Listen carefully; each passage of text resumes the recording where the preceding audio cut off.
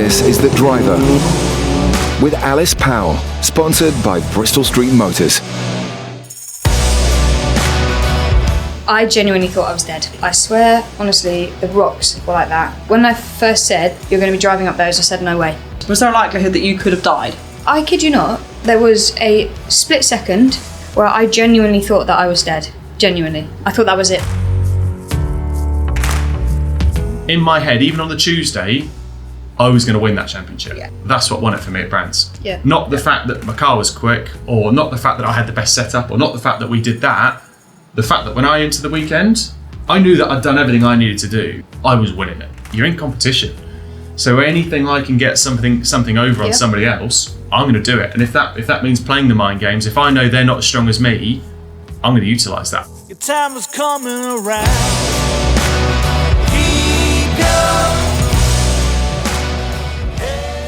Right, welcome to The Driver with me, Alice Powell, and today I'm here with two familiar faces, certainly to me. Anyway, firstly, Miss Jessica Hawkins. Yeah, makes you sound really posh. My teammate and close friend from the Bristol Street Motors W Series team.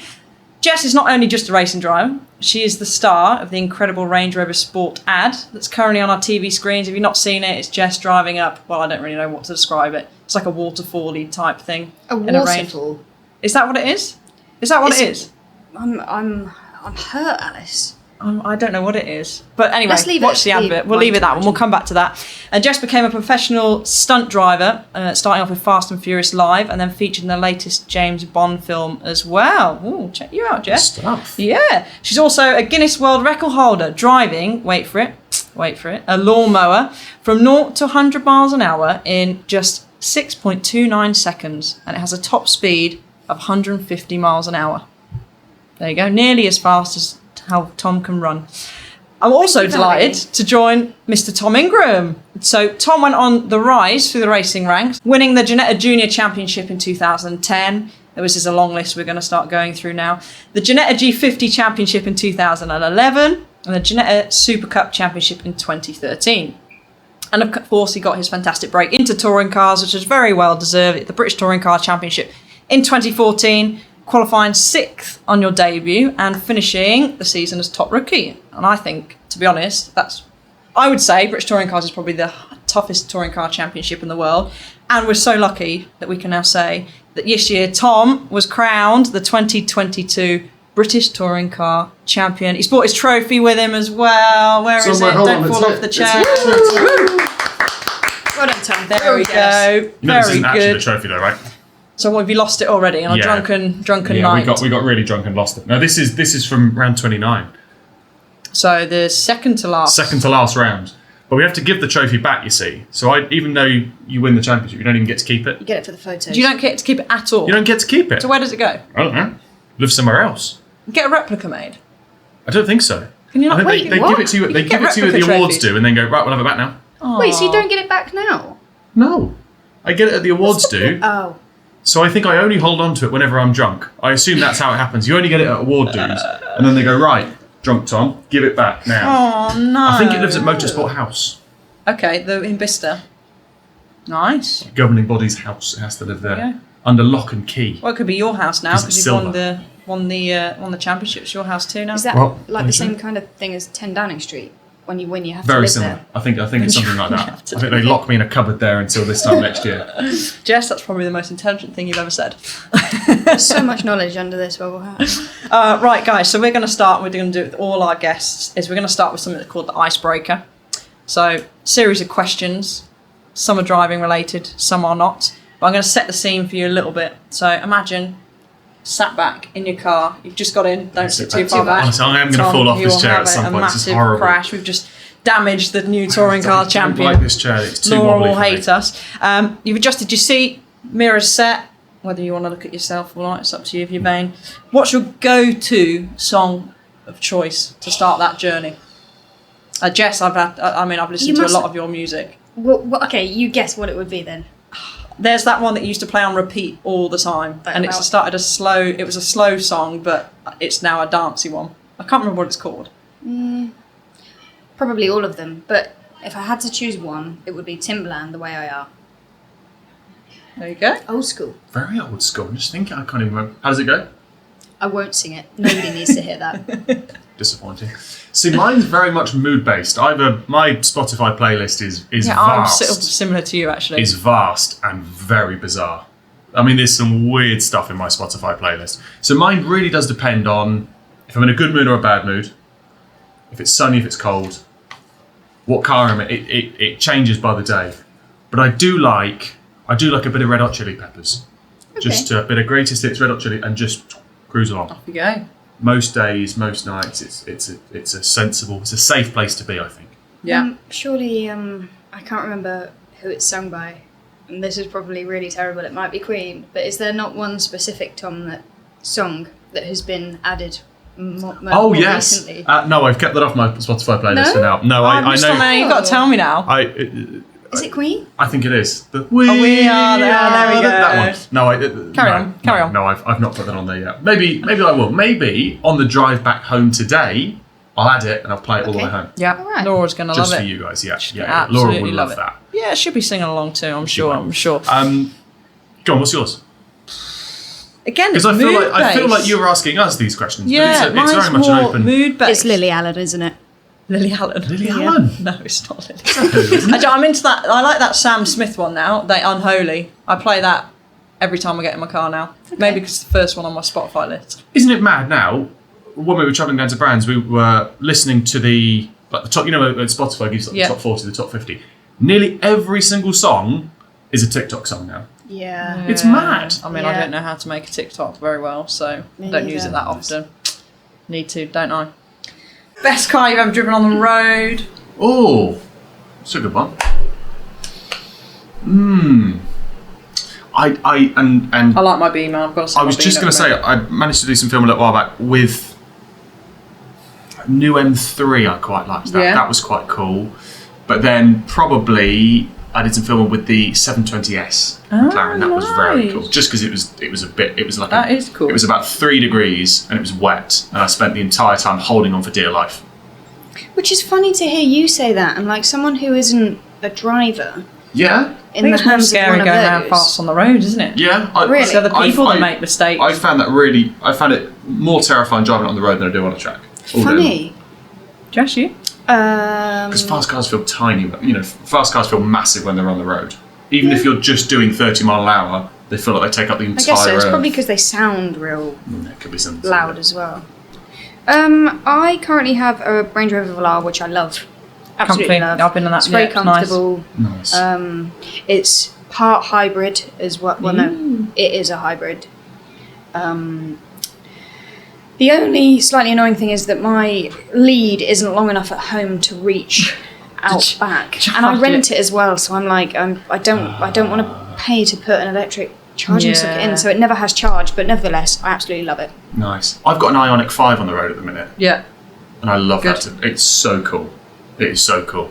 We drove up to Scotland. Everyone says, "Oh, is it not a pain in the bum having to charge it?" No, it's really easy. How far does it go? So we're doing about 245, 250 miles now. It's nice and warm, Okay. which is good because we drove up to. So one of the race circuits we race up is Knockhill, which is Edinburgh. We live Coventry. We did one stop, so we had to, Really? and it took. Mega. It was one of the crazy fast charges. So we pulled into the station, and it had, I don't know, 60 miles of electricity left. Yeah. Within 15 minutes, 15. bang, ready to finish your journey. Really? No way. And that's so by the time you'd That's gone in, quick, parked isn't it? up, plugged in, walked in, had a coffee, gone to the toilet, and come back. You're sat in the car for 5 minutes, checking some emails, looking at TikTok, just There killing you go. time, I am and then you're ready to tempted. go. I won't lie. It's I so am cool, tempted. so easy. And the charger that we've got at home is one of the little 7 kilowatt ones. So by the time I'm home and I've charged it up over, so if I get home at 6, by the time it's 6 o'clock the following morning, it's fully charged, ready to go. Mega. I am tempted. If just my whole parking situation at home is the No, only thing that's letting me down. I can see that if you've not got a driveway, It's a bit I difficult. can see it But being a bit as of a pain. soon as I do, should I ever, hopefully, I will be very interested in getting an electric Nice. car. I'm sold on them. I think they're brilliant. Sweet. Right, you've got access to a time machine, which is obviously super cool. What sporting event, doesn't matter when it is, where it is, would you go into that time machine, put it in, and you fly back there? Backwards or forwards? Well, Wait, it doesn't matter. It's a time machine. You can go forwards if you want. is this one that we have been involved in, or one that we've just gone to see, or what is It's a it? time machine. Do what Time you machine, want. do what Do you want. whatever Do the whatever. Doesn't matter. It could Whatever be you before want. you were even born. That's a great question. That is a good question. I would want to go. I would like to go to the 1966 World Cup final. Yeah. I think that would be a cool thing, because from a sporting thing, it's obviously a cool thing, but it's also a massive thing that's been part of, sport for forever gone more. So it's a way from. I don't follow football. I don't follow much sport other than motorsport really, but I'd like to go to something like that because it's been such a massively iconic moment in world sport and British sport. I think so. That would mine. This is really tough, but I'm going to say this one because we missed the first half, Alice. I wish we could go back to the Euro finals and not miss the first Waiting half for of our the baggage match. at Luton Airport. Yeah. Oh, nice.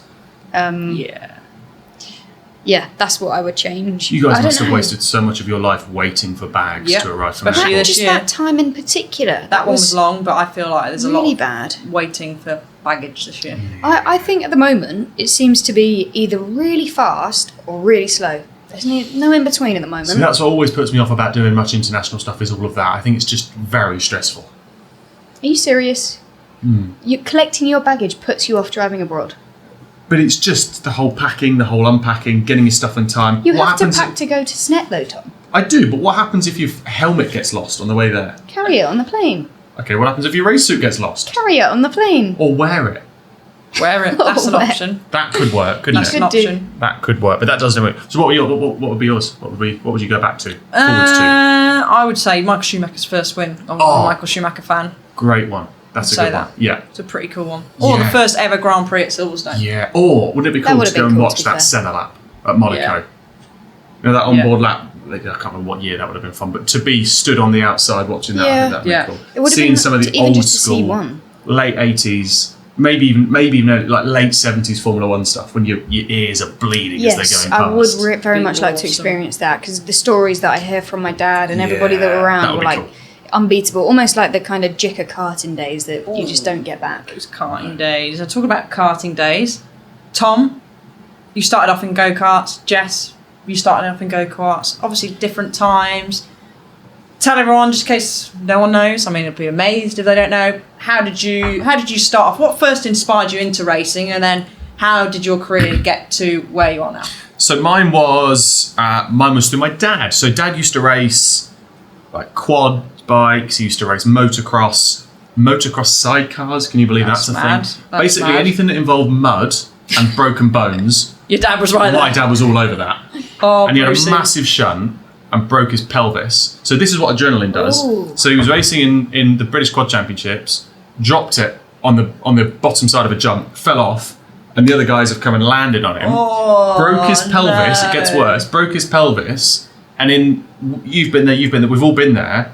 Adrenaline halfway through Yeah. a race. He's got up, pushed the bike over, kicked it over because it wasn't an electric start. He had to kick it over. Started it, finished the race, What a loaded it guy. on the trailer, drove home, and then couldn't get out the car when he got back because the adrenaline eventually had worn off. He was like, I can't And it was believe- after that the doctor obviously went to hospital and everything. It was like, yeah, you I would strongly advise you do something else because breaking your pelvis is not What, a did good he is not a continue? good thing. So he started racing karts, and then I was like, Just as bad. exactly that. So I'd have been like, I don't know, 4 or 5.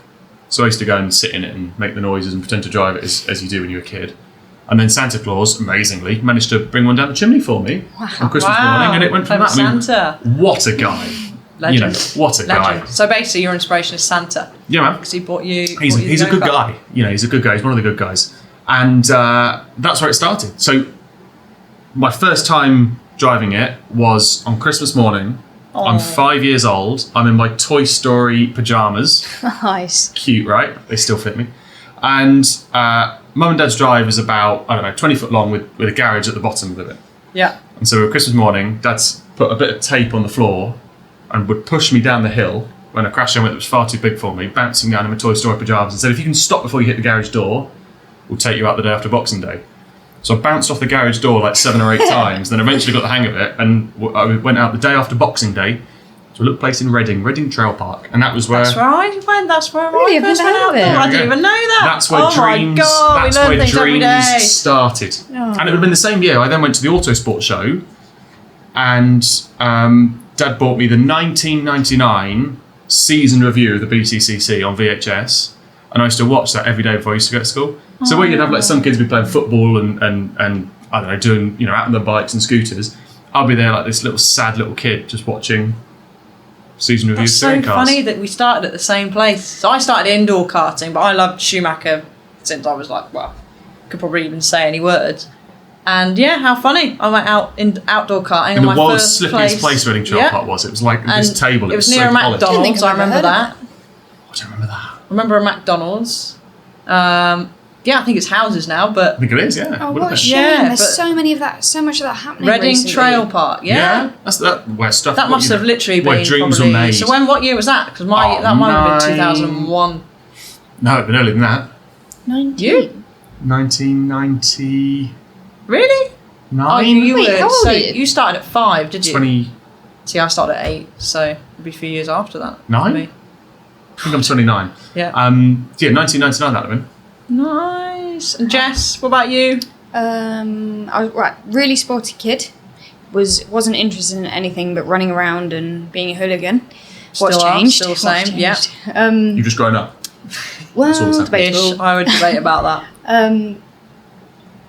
And my parents were separated from since I can remember, since very young. So I used to go and play all kind of different sports with my dad on every other weekend. And this one particular weekend, we were playing golf at a driving range, which at the time I don't think it was any one of my favourite. It wasn't high paced enough for what I was into. But in the distance was a go-kart track. Didn't really have any idea what it was, but looked interesting. So I kind of prodded my dad and begged him to take me over there. He was quite reluctant at the time, actually. It's because he knows how much it costs. Yeah. Yes. Golf was Right. cheap. A bucket of balls at I £5.50 know. is good value when you compare that to going karting. Unbeknown to me at the time that he wasn't keen. Anyway, he took me over there. Luckily for him, I was too small at the time, but he must have had a phone call or something 6 months later because they dramatically decreased the height restriction. So they must have had some cadet carts. So where was in that? Sandown. Oh, Sandown. I used to race at Sandown as well when I was in cadets. Yeah. That's how it started. That was cool. I loved Sandown Park. That was a really I've cool not circuit, been there actually. for a very long time. It was Really never cool supposed to track. be a career. It was never thought of, let's just anything more than let's just go and go karting every now and again, and here we are 20 years later. Nice. Check that. And talking of careers, because Tom, we discussed this sort of off air. I mean, I've known you. Well, we've known each other for forever. So when you were in juniors, we had a little gang. We'd all go to wandering around the paddocks together. You opted, and we read out at the start of the programme, single seaters. No mention of single seat, but No. why? You said that you had the VHS of touring cars. Yep. So, did you have any desire at all No. to go into to go into singles? It was just want to be a touring car driver. Absolutely no ambition or desire in the slightest. I think I was probably quite realistic from early on of knowing how expensive it was. So I think there might have been. I mean, look, I'd be wrong in saying did I not want to get to Formula One? I would have loved to. Of course, every driver would love to get to Formula One. Of course they would.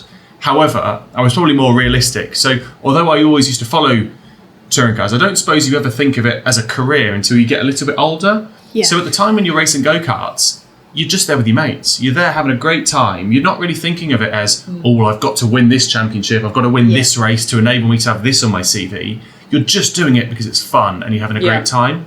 So although I had a passion for touring cars, I never really thought, I'd like to go down that career path. So it wasn't really until I maybe got to, aged sort of 13, 14, that then you start to look at it and go, actually, maybe I could form a bit of a career from this.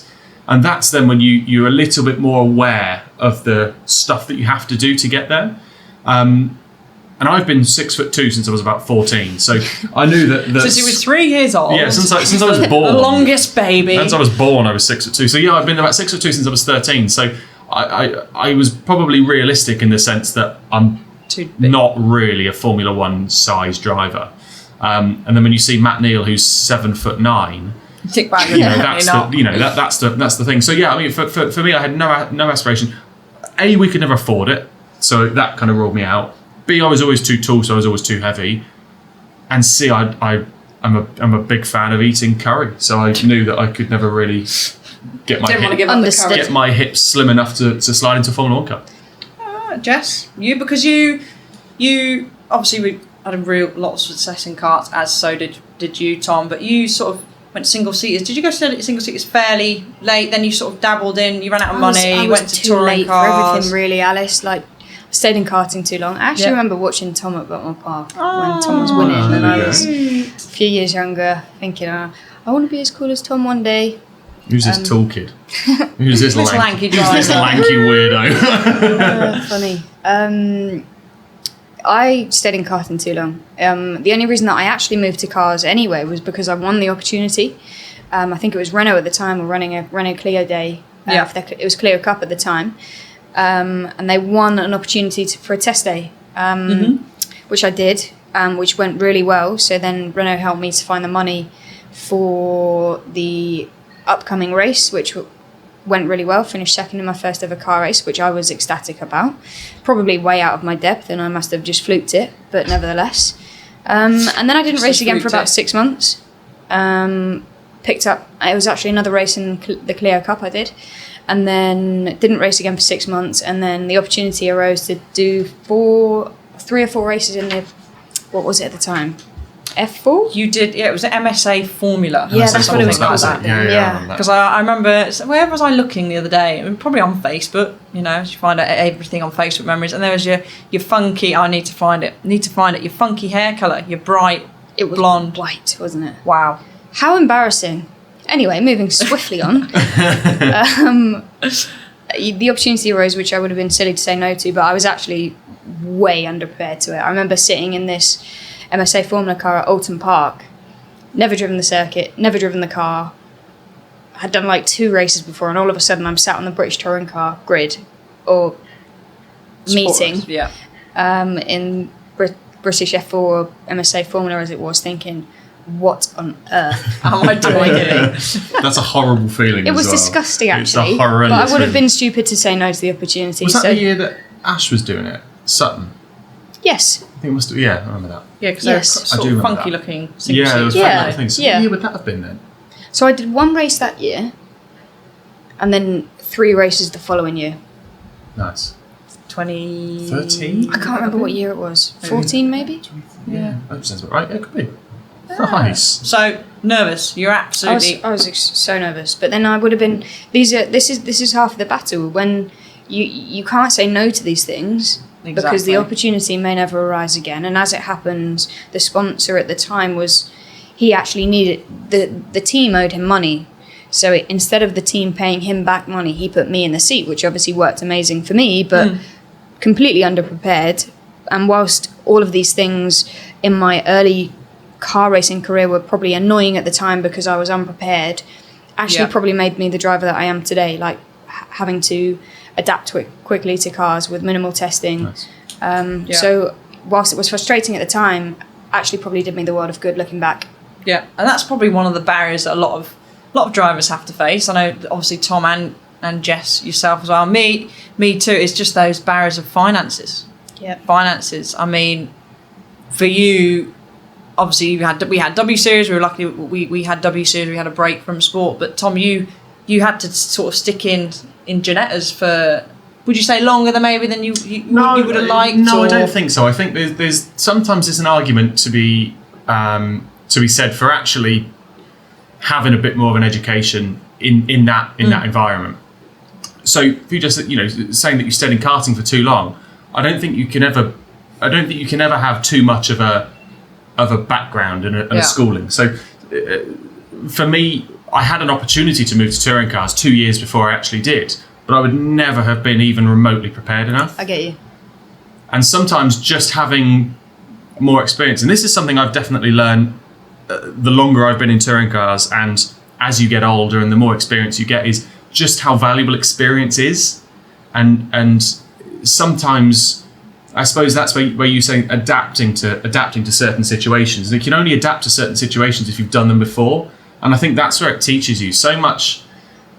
I think so much now. I see so many young karters and guys and girls who are coming out of go-karts and want to get straight into juniors or straight into single seaters. You know, want to start testing cars when they're 11, 12 years old because they want to be like Max Verstappen. They want to be in Formula 1 by the time they're 16.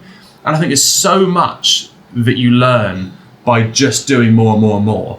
That's a really crucial part. So yeah, I spent from I did Ginetta Juniors in 2010, which I won the championship in. And I was always a firm believer, I'm going to go against what I'm just saying now. I was always a firm believer in once you've won something, move to something else because you need to be fresh. You need to try a new challenge. So I won juniors in 2010. I moved to Ginetta G50s in 2011 and won the championship on my first year. So it was like, got to move to the next thing. Did G55s 2012, finished second. So it was then sort of forced into going, well, I want to have another shot at it and try and win it. So then won it in 13 and was then almost had my hand forced. Where else do you go? Did I feel prepared for touring cars? No. But at some point you've got to make the jump. At some point you have to jump into the big wide world and go, okay, this is it now. I've got to try. But you're absolutely right. The financial side of it is... As we say, that's been your biggest barrier. Is crippling. Yeah, of course it is. That's probably the same for you, Joe. I was just going to say that all of us in this room, but every single person who will listen to this in a motorsport environment as well will face the same thing as a driver, whatever it may be. It's a very, very difficult industry to break into. It's an even harder industry to stay in because to try and find funds for each year is hard work. It's mentally draining as well, to right? try and find it 5, 6, 7, 10 years, 20 years, it's such hard work. And I'm very lucky in the sense that my girlfriend Laura and I work full time on it. It's our full time job. I don't do anything else but drive around in circles effectively. But we're full time in keeping it going. And that is the difficulty, is raising it each year. Because where do you start? Where do you finish? Where do you? As you know, Jess, as you know, Alice, that for me is the biggest hurdle. It's difficult. I mean, and that brings me a little bit on more for Jess, but W Series. Obviously, we've lost our final 3 races, and that's even a championship. You know that's got huge sort of viewing figures, doing so well, and being on the F1 package. And that even shows, let alone just a driver, like a championship, you know, trying to face those barriers and find the finances to race. But how are you since obviously finding out that we can't complete those final 3 races? I'm obviously gutted, as I think every driver on the grid is. Selfishly, we all want to go racing. Yeah. But I think it's bigger than that. It's bigger than me wanting to go racing, or it's bigger than you wanting to go racing. It's everybody's working together to try and achieve the same thing. And if we need to go backwards before we go forwards, then so be it. I trust the process. It's extremely sad that it's come to this. But if we look at it long term, that's the plan. Mm-hmm. Hopefully it can come back bigger and better. Hopefully it can be saved by new or existing companies, sponsors. And it's just a real shame. Yeah, I'm gutted, actually. I'm gutted and I don't know what to say about the situation. Yeah, I mean, I think it's difficult, isn't it? I mean, Bristol Street Motors, we could have won the teams championship. I know, we were close. And we could have a touring car championship. I know. Yeah, we could have one big party. Yeah, we could. I mean, I think we should still have a party anyway. Still do anyway. that anyway, right? Yeah, Tom and Beth, we'll get them onto that. Very good. Come on. Yeah, well, you know, Laura, she sounds a big organiser. Can she organise a party? We could, if it involves getting drunk, we can organise. As long as you very bring easy. Yuri. Yuri will love it. Yeah, Yuri's a big party guy. There we go. He's a big party guy. He's a party animal. I'm sad you didn't bring him today. I know, we so should have bought him. He could have sat down here, look. But he would just shed a ridiculous amount of fluff that we would I did hear this. We would all just turn up. But is that just a lab thing? I think it could be, yes. Oh, see, I'm looking at getting a lab, mate. I'm just covered in... I would, bring your puppy to work day. If you're considering getting a Labrador, get hard floors before you do that so that it's easier to sweep up. Otherwise, you just have a sort of a carpet on top of a carpet. Ooh. Which is not ideal. Oh, no. But talking about sort of series folding, getting sponsorship, the mental health side of racing. I mean, Tom, you've just come out of you've had great success, but the stress, we've all won championships here. So the stress of actually winning a championship and a race weekend, and for you, you've got a touring car's a full-on weekend for you guys. You've got 3 races in one day, and they're hectic races.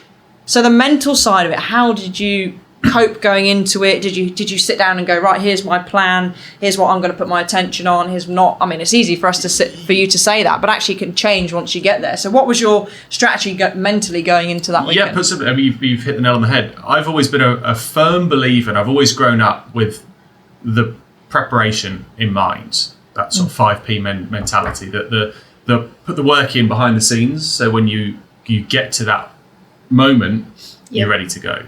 Yeah. So I've done quite a lot of work over the years with a sports psychologist, and that's been an area that I think has probably been one of my strengths over the last few years. Is that sort of mental strength that I think I've been quite strong with. But so much of it comes to preparation. Yeah. So much of it comes down to preparation on that race weekend. But you're absolutely right. It's an enormously stressful situation whereby there's so much out of your control. And I'm always a firm believer into control the controllables. And if you've done all the work that you need to, and you can control every single part of your race weekends, everything from, this sounds really daft, but you guys can relate, make sure your water bottles are topped up, to making sure that you've got all your social media stuff done, all the little bits and pieces that take up time, just do them before you get there. So you've got a plan in place. Exactly. Stupid little bits and pieces. We have constant interviews, and I'm pretty much minute managed over the course of the day, as probably you guys are as well. But just knowing at 11:32 you got to be there. Yeah. And then once you finish that one, you go there. Rather than having to go, oh, what do I need to do now? I need to get a drinks bottle at the same time, and I haven't tweeted yet. All of those bits and pieces, just doing all the work before, is so important, because the most stressful part is the driving. Mm-hmm. So if you can make everything else as least stressful as you possibly can, there's big value in that. It's huge value in that. But you're right, the finale for me at Brands Hatch was horrendous. I mean, it's stressful for us all watching, especially me watching on the TV. I was there and I didn't see you at all. No, I had no idea you were there. It wasn't until someone said, oh, did you see Jess? I went, I didn't know she was there. It's just, you're so caught up in the moment as well, because for me, that was my dream, as we touched on earlier. Yeah. That's what I wanted to do. So I wanted to make sure that I won it. I didn't want to go into that and think, if only I had only I'd have done that in the week, if only I'd have put a little bit more effort in there. So I went in there as prepared as I ever could be. So when I got there on the Friday, I was winning it. Not because I was going, I'm cocky and I'm arrogant and I'm going to win it. I knew that I'd done everything I needed to do, and I could control everything possible from my side.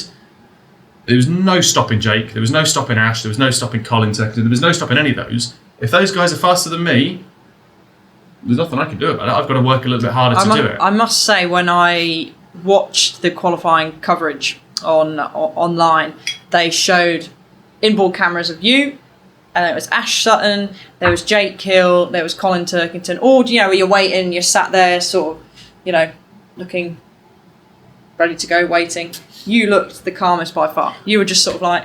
I have never felt so chilled on a race weekend as I did going into that weekend. I don't know what it was. I think it just was a preparation thing. I knew there was nothing more I could have done. It's funny to hear you speak about a mind coach, Tom, because for me, I used one as well. Yep. And there was a time when I first used him in Alice. This was... Yeah. You knew about this. So, first year, W Series 2019, every single practice session, I'd be top 3. Every single practice session. And at the time, there was a lot more practice sessions in 2019 than what there is now. Come qualifying, I may as well have been last. And someone recommended a mind coach to me, and I genuinely thought, what do I need one of those for? Yeah. But I knew that something needed to be done, because obviously I can't be that fast in practice and then it will go terribly wrong in qualifying. So I saw this guy, and we had 2 sessions. He lives in Austria. We just did it via Zoom. Instantly, the next round was Norris Ring, and with 2 minutes to go, I was on pole. It got red flagged. I thought, I'm on pole. Wow, here we go. And then sadly, the session restarted with 2 minutes to go, and my car broke down, so I didn't go back out. Luckily, it only fell to 5th, but a dramatic improvement. Yeah. And I cannot believe, I thought it was a load of rubbish. I won't lie before, but genuinely, hand on heart, he is worth his weight in gold as a mind coach, and I would recommend that to anybody. Couldn't agree more. Really couldn't agree more. Do you think more needs to be done for younger drivers to make them realise? It's the single most powerful thing. I think there needs to be more structure to it, and I think that if I was me as a young child, again going up, first of all, I don't think I'd change much at all, because I've loved absolutely every single second, and it's been a journey that I can look back and be very proud of when in 10, 20, 30 years time. But what I would say is that there needs to be more structure to it. Like when I was very young, I was just a kid enjoying myself, which was probably good in one ways, but not good in another way, is that I wasn't prepared for the next step always. Like I feel like there are ways better prepare you for the next step. And if I'd have known about a mind coach before, maybe I wouldn't have needed one so badly when I did.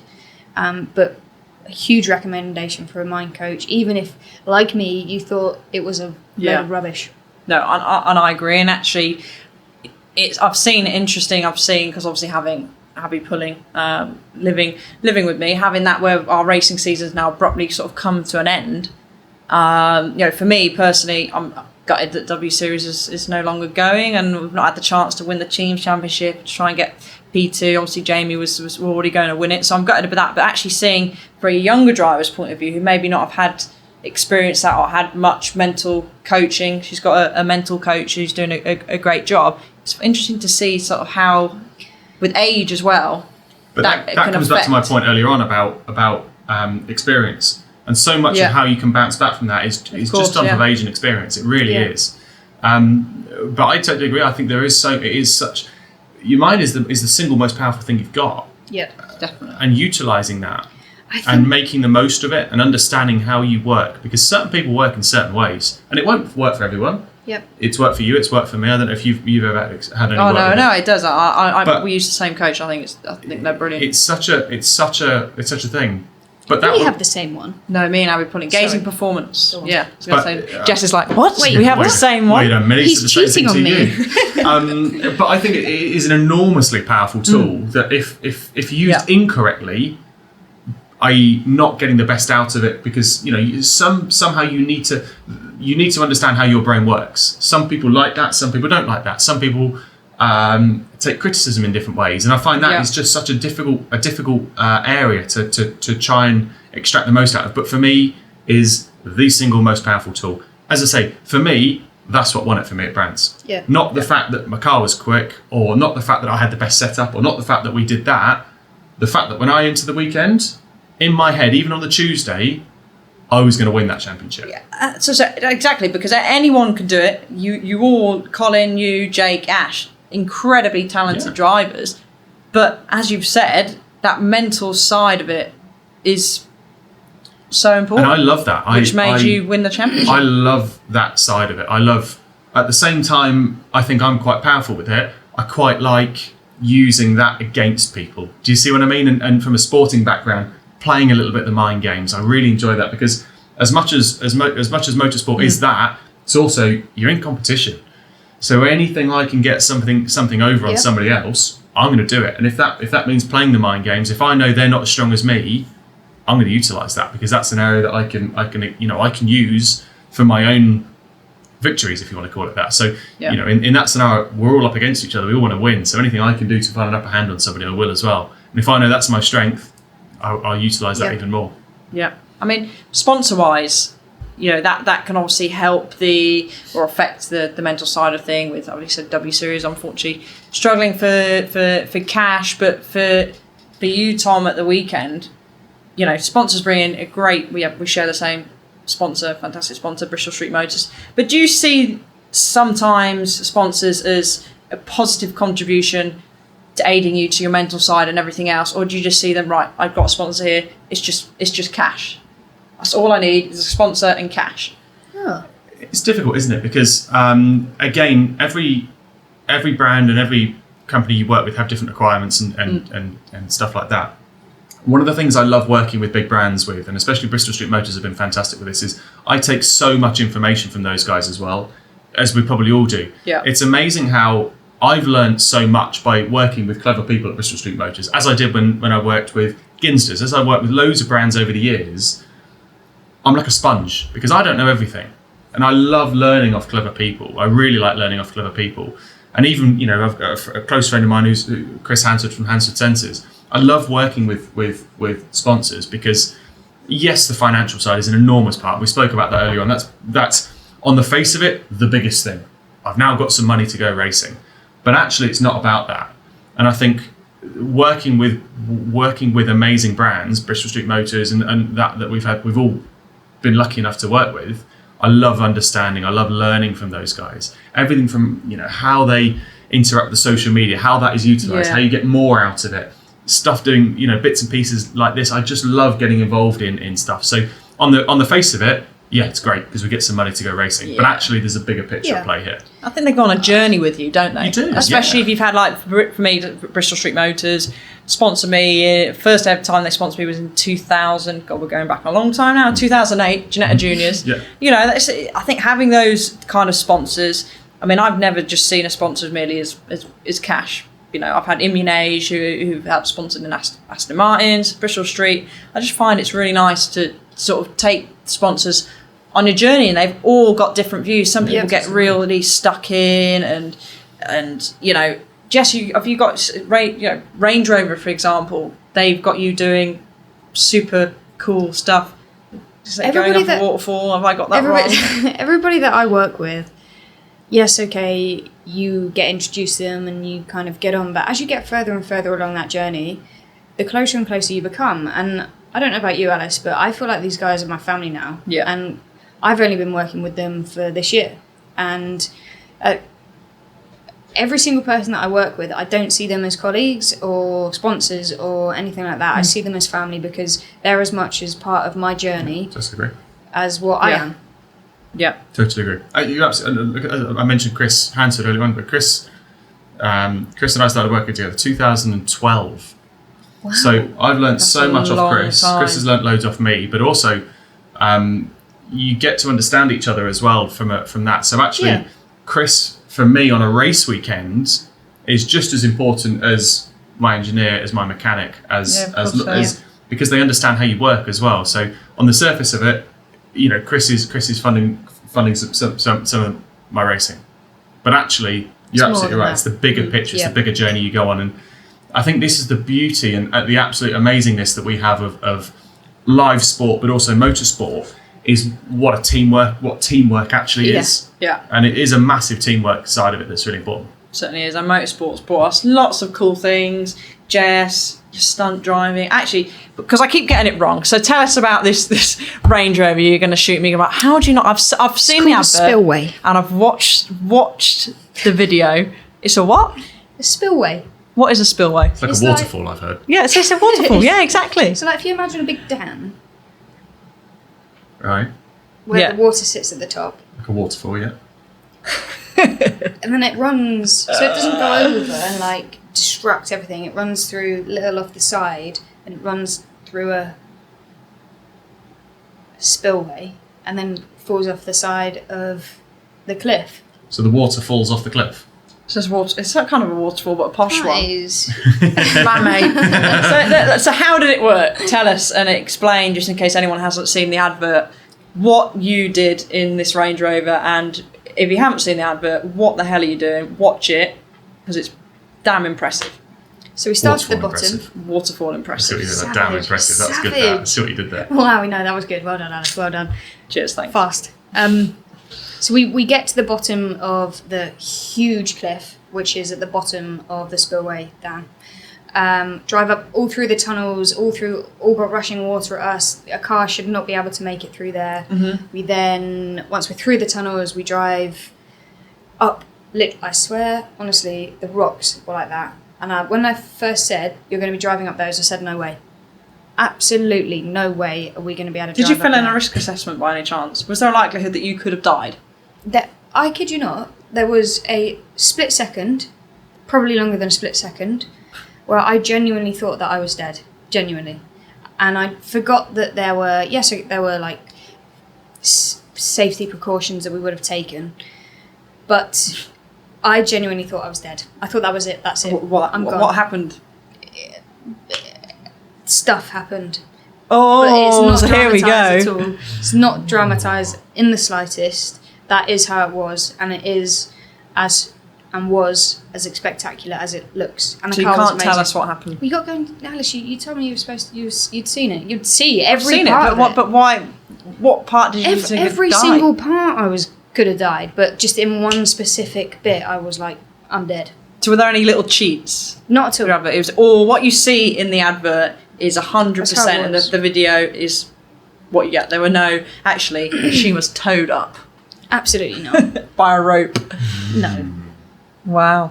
Incredible. Is it one of the coolest things you've ever done? Comparing to Fast Furious Live, comparing to that, I suppose are they Two very different comparing? What was scarier? Going up the waterfall, or Sitting here right now. or doing your Guinness record in the lawnmower? Ooh. Both of them sound like they had a large amount of jeopardy with them. Very Yeah, different. I mean, falling off that blooming lawnmower. At no Did the point. lawnmower still have the lawnmower? Yeah, like it cut grass. It actually. Oh, it actually did cut It grass. doesn't. It didn't have to cut grass while doing 155 I mean, Oh, so you were on I would- tarmac? on tarmac. But what it did have to do is when you stopped, there was grass at the side, so I had to cut grass after. So like it had to have That's the so capabilities cool. of cutting. Imagine grass. having that in your garden.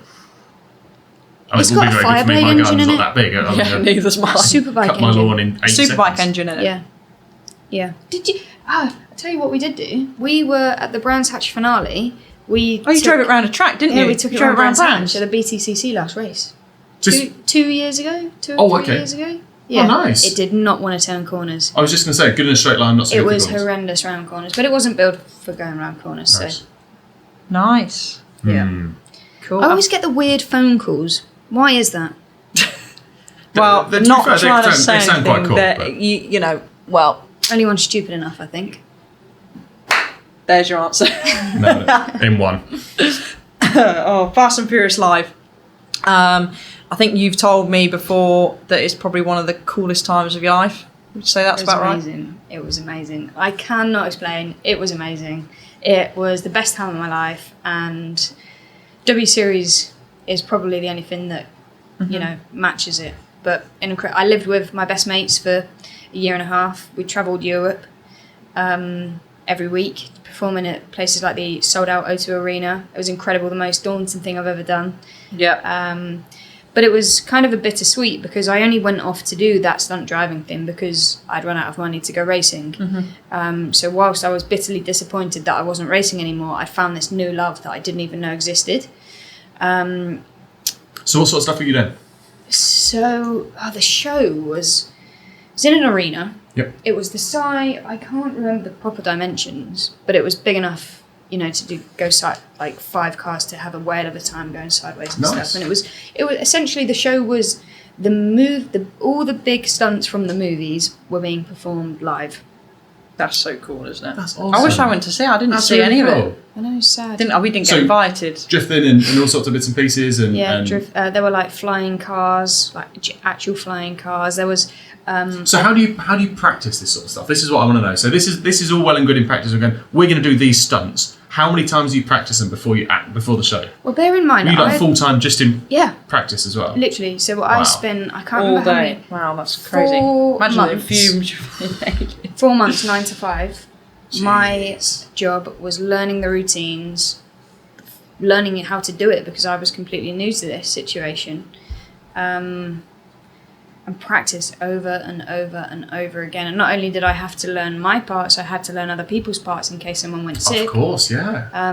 So kind of lucky, although like I could never be sick because I was the only person that could fit in my car, in one of my cars. It was made Anyway. for you. It wasn't. It was for tiny people. Very, very tiny. Small people. Yeah. Tom would have had no chance then. No, I need a run up. Yeah. literally. A lot of Squish butter. him in. So, yeah. Squish him in. It Oh. was amazing. It was amazing, and I'm so sad that it Awesome. finished. So do you still do some of the stunt stuff? So the stuff that Yeah. you learn doing Fast and Furious Live then, Yeah, do you still use a lot of that now? very much so. That's what. Stunts. You've Yeah, learnt a lot. yeah. I mean, that's and it was cool. probably a great situation to learn it in because it's live. You can't mess up, and there are Of course, yeah, you're forced to get it right. thousands of people watching, and you just can't get it wrong. And if one bit slightly doesn't go in your way, you know that somebody's got your back with another car, like just masking your mistake or something like that, Yeah. So how many people? So all around Europe.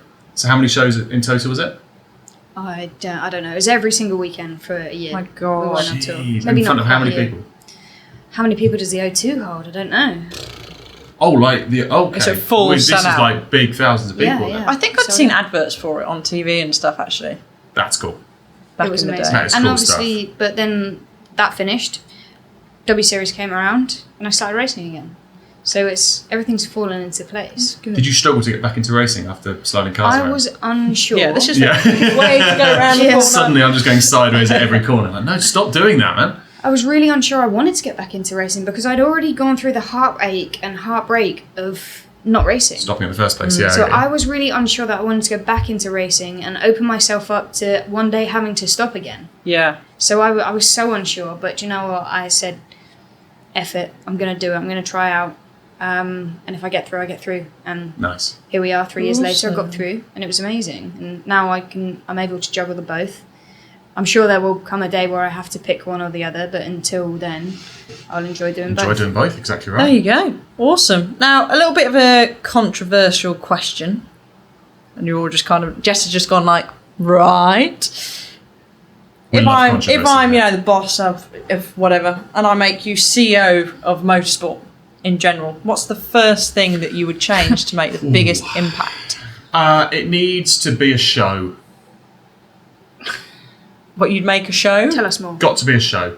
It needs to be as noisy as possible. It needs to be as smelly as possible. There needs to be as much going on as possible. I know why we have to follow road car stuff. I fully understand why we have to follow road car stuff in motorsport. Yeah. However, there's a reason that earlier on when we said, what would you go back to? And we said we want to go and watch 70s F1 cars going around. Yeah. Because they were noisy, they were loud, they were smelly, they were dangerous. It needs to be more of a show. So where Formula One is now going back towards, almost utilising road car technology with hybrid, and I don't disagree that it's all the right thing to do, but keep it a show, make it cool, make it noisy, make stuff going on. And I think that's where touring cars is popular. Yeah, because it's they're noisy. They There's sound flames that sick. come out the exhaust. It's a show. There's stuff going on. There's cars coming up and coming close to each other and bashing into each other. It's a show. There's stuff going on, and I think we've got to remember that the reason we all love live sport is for action. Yeah. And the reason we love live sport is because there's drama and there's stuff going on and it's unpredictable, and that's what I love. And I think more of good that one. needs to happen. It's a good one. I mean, me personally. But I understand why I totally understand why we have to do No, it. I get it. And I think, like For you the say about the environmental noise. policies, for the this. But it's got to be entertaining as well. And, sorry, on top of that, I would probably go more accessible for fans. Getting the fans more Yeah. involved. More tracks. More tracks would be Bring awesome. Rockingham back. Bring Rocket. So that's what Rockingham's Jess cool, would yeah. do. Is that what you would do? Is that what Bring you're saying? Rockingham Your back. No, one that's and just only coming to my policy. head. Bring back Rockingham. That, and I think Case it closed. needs to be Yeah. mandatory. If you make it to F1, or if you earn over X amount, being a driver or whatever, you have to contribute to reinvesting into younger drivers. Oh, okay. That's a good one. So you're going I like tax. that. You're going like tax breaks. You're going tax cuts. Well, I mean, and you this could sort of view stuff. it in that way, but Young driver wasn't the tax. main Yeah, there we go. Okay, no, I see No, where I you're get going with that. that. Yaks. No, I That's see where good. you're going with that. Your DAX, young DAX. driver I tax. see added where you're going tax. with that. That's cool. So That's you it, would Jess, invest your back. DAX. So you would invest back in to help underfunded drivers. Yes. Okay. You, That's a good or one. you, like, I don't know. I don't know what the figures are, but if you're a driver and you earn over X amount for driving, you have to reinvest into the Portion younger of that generation. goes back in. Yes.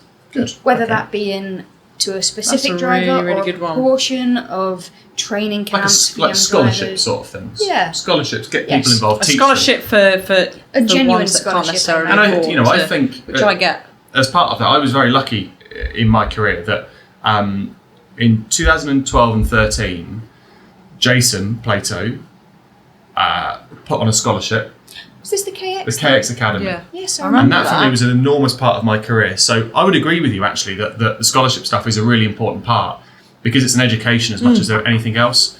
And that for me was a huge part of my career, to have an education from somebody who'd been there, done it, and got the T-shirt many a time. And that was a really important part. So it's interesting you say about that, because that if I'd have had that information 5 years previous, Yeah. would that have fast tracked? Maybe. Would But now I you're be touring better? car champ, we can have the Tom Ingram Tom Ingram As long as I Academy. don't get taxed for it, then we can. Yeah. So Jess is in As long as charge. You're going to be getting taxed. I'm really As long as I don't sorry. get this big tax that's coming, I'll be okay with that. I'm all for putting back, Funny. but I think that no, I think you're It can right. be called TIA. Tia. Tom Ingram Academy.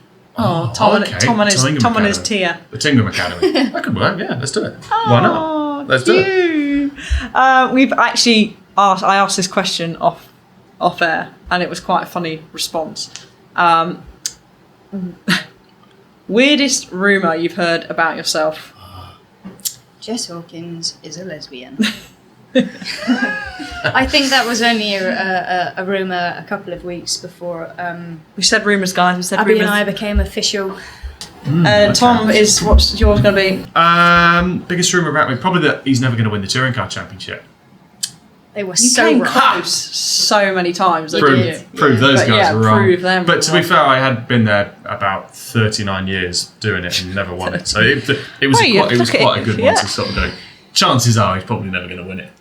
But you throw enough of it at the wall, eventually it's Some going to of it will stick. stick. So What about you, Alice? oh, that's a good one. Yeah. So I feel these are all one-sided questions. Yeah. Weirdest So rumor. who's the I've real heard. Alice Powell? Please tell us about yourself. She's actually a man. Yeah. Oh my god. Is that the rumour? God, it's You such a heard it You here can't first. start your own rumour. That's not how it works. Weirdest rumor. Alice is pregnant. Probably could have said that about me when in 2011, 12, because I did look a bit porky, didn't I? Looked like I should have gone down the touring car Look at route. you now. A fine Yeah. figure. What are you saying? Yay. You're saying. I don't know. Weirdest rumor that I've heard. What have you heard? Well, we started them. Rumours are only funny if you don't know about What them have I yourself. So heard? we're not going to tell you what rumours we've started about yet. Don't know. There's a rumor someone I actually had serious people ask me if I'm driving at Alpine. They've heard that I'm driving at Alpine this year. But obviously, in a contractual race reasons, you're not allowed next to year. say if you do In it, a if you race. are or not. No, so when there was the whole Oscar Piastri, I Oh. got people actually messaging me saying, we've heard that you're... So is it you that kicked Oscar out so you could get in? Yeah, it was me. Wow. Who do you admire in motorsport? Ooh. Who would you say is you could go now, or you could go in the past? Motorsport overall in figures? motorsport. Doesn't have to be in motorsport. Let's do two. Let's do one in motorsport and one outside of motorsport. Everyone, I mean, if you know me, you know I love Tyson Fury. He's mad. And I don't agree with everything that he says. But I do like his fall from the top to the absolute extreme bottom and his fight back to the top. So I admire his comeback. Yeah. Again, that doesn't mean I agree with all of his views. Tom? I'm trying to think outside of motorsport. Obviously, I've got a very, very, very shallow life when it comes to this. My life is motorsport. I don't really do a lot else other than that. It's going to be a very boring one. I do admire Lewis Hamilton. I really do. I think he's becoming a bit more controversial with some of the stuff he's talking about now.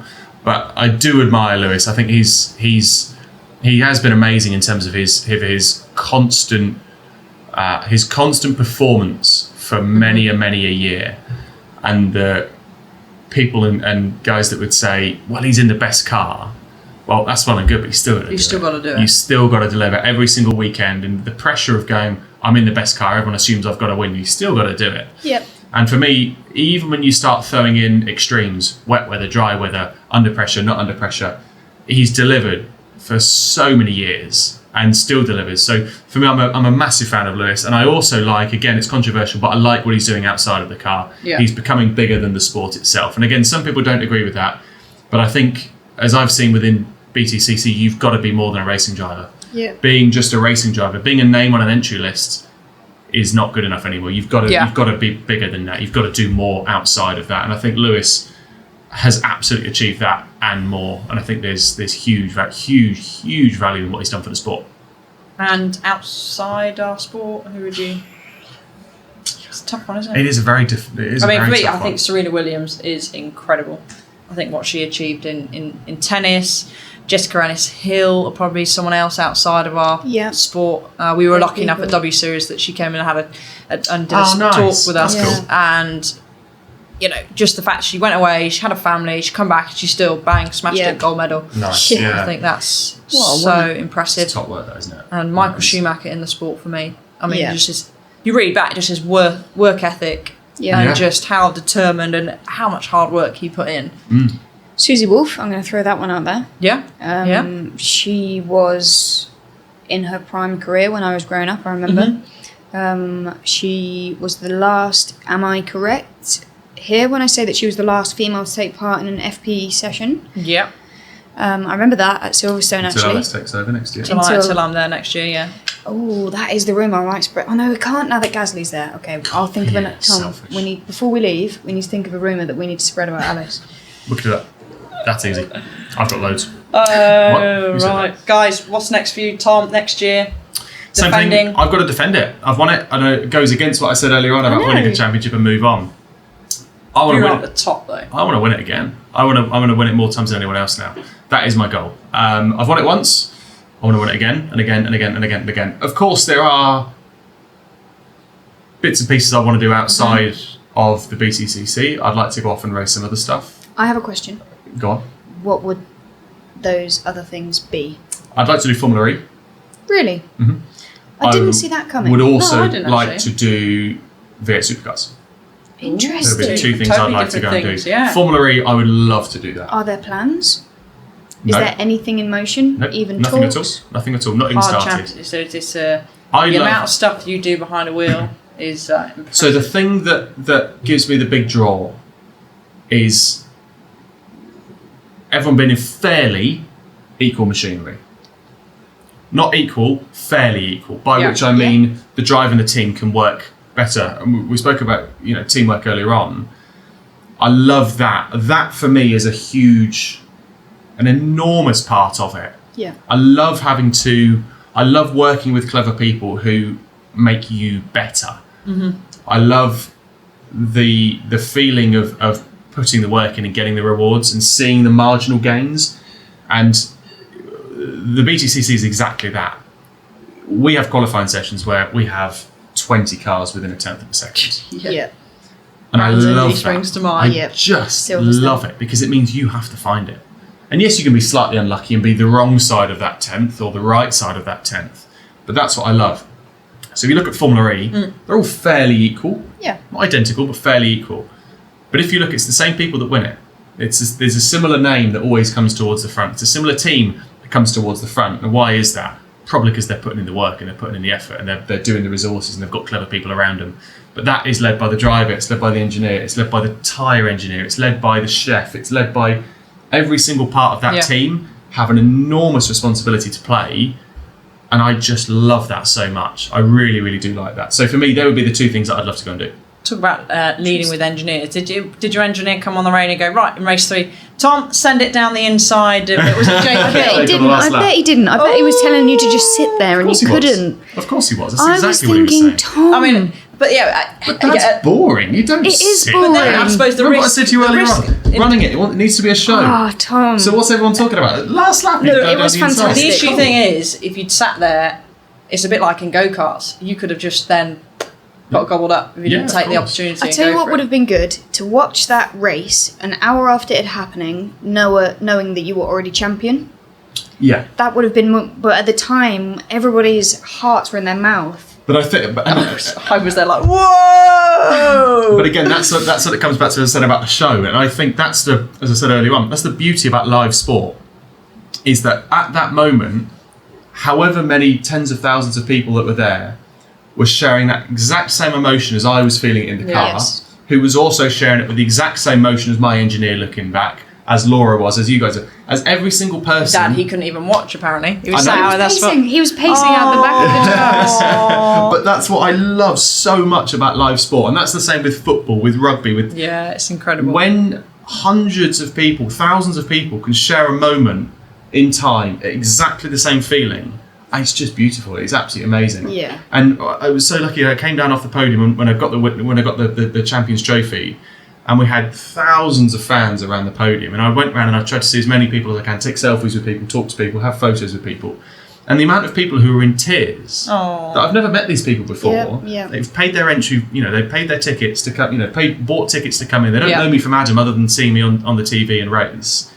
And they were emotional, they were crying. I think it's such a beautiful thing to be able to share that moment with so many thousands of people. Yeah, and it's just amazing. It's absolutely, it's exactly the same feeling that you guys get when you win a race. Your friends, your family, your fans, your engineers, we all feel it at exactly the same time as you feel it, and that's just fantastic. They're invested in your journey, though. Like they've seen you go like from we said about the genetics. sponsors. They're part of it, but so are the fans as well. Yeah, So really, fans really as are. well. I think it's an amazing thing to be part of.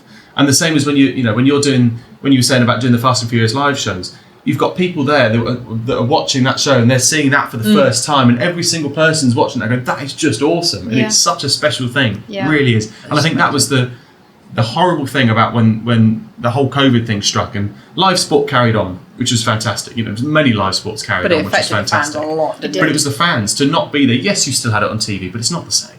I don't think it was until the fans left we really realised what the fans did to just the weekend, just being there, just their presence. Yeah. What it did. I remember watching a lap of Barcelona, Lewis's lap from 2019, literally yesterday. I think it was 2019 or 2020, one of the two. There was no one in the stand. It was crazy, thinking, oh my God, that's mental. You're absolutely right. It's amazing the atmosphere that it gives you. And, I couldn't imagine having been as emotional as I was when I won the championship there if there were no fans. It would have felt strange, hollow. It would have felt missing something. 100%. Really, really do feel that, and I think that is, as I said, the beauty of live sport. That's not just in motorsport. That is everything from football. When you see somebody score a goal and the entire stadium erupts, it's amazing. It really is amazing. It's incredible. Jess, next for you. Plans? I don't think it's any secret. BTCC is the goal. That's the dream. To turn a one-off race into a full-time seat. Yeah. Do I think it will be next year? No. Do I think it will be the year after? Yes, I do. I'd love it to be next year, but I don't think that it's going to be. Plus, also, I'm not ready. I don't think I'm ready. I've driven a handful of laps at Knockhill. I've driven a handful of laps at Thruxton. I don't want to be learning that on a BTCC weekend. It's an extremely expensive way to learn. Yeah. So if I do another year of TCR, they are going to Knockhill. They're not going to Thruxton, but we could potentially do a test day or whatever at far less of a cost than BTCC. Mm-hmm. And I just feel like I need another year. I'm obviously missing the last round of TCR this year. Although we have had a great season when we've not broken down. We've had an unfortunate year as far as that goes. Nothing to do with the team's fault or anybody's fault. It's just been an unfortunate year with the old car. But that's the plan. Another year of TCR with the view to be entering into BTCC the following season. I know it's been your dream. And obviously W Series. Join Tom on the W Series as well. W Series. That always Hopefully stands. that'll be back for next year as well. Well, guys, pleasure, old friends, great friends. We've covered so much today, so I'd really like to thank Tom and Jess. Thanks for coming on, sharing your stories, your thoughts, especially your weekend that you've had. I mean, amazing. You can have a sleep and go and drink or even more champagne now. Even more champagne. It's that's what was in these cups. Yeah, exactly. These Bristol Street champagne cups they are. Thomas started shaking towards the end. Yeah, I was getting shakes on. Right, thanks for listening, everybody at home. Really great if you can subscribe to the podcast too. And we'll see you all on the next episode.